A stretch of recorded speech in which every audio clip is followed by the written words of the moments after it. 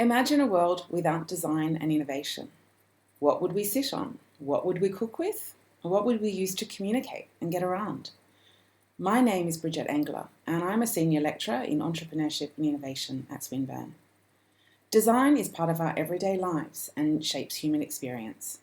The purpose of design is to solve problems and create ways that make everyday life better and more meaningful. For many organisations, it's enough to understand the needs and desires of people so that they create usable, desirable and practical solutions. Design and innovation can be seen in everything we do in our world, from medical devices and engineering to policy and logistics, although it's becoming clear that it doesn't always go to plan. Design has considered and prioritised human needs for a long time, but design that is good for people isn't good for everything. Design that is only human-centred doesn't always take into account the overall well-being of our planet and our ecosystems. The pressure to innovate is challenging the already overstretched resources of our planet. And most things that are not good to the planet are probably not good for people in the long term. Every aspect of innovation needs to look beyond human-centred design, business goals and the short term, and start focusing on ways to meet the needs of a changing population without going beyond the limits we know our planet has. This is where strategic design and foresight intersect with innovation and entrepreneurship, moving us to new ways of thinking and creating that increase well-being and respect finite limits. Innovation is frequently characterised by a future vision that has maybe a 3 or 5 year horizon.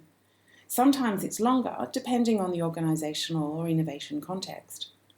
Design projects are often driven by shorter timeframes, although long-term design strategy is embedded in many organisations.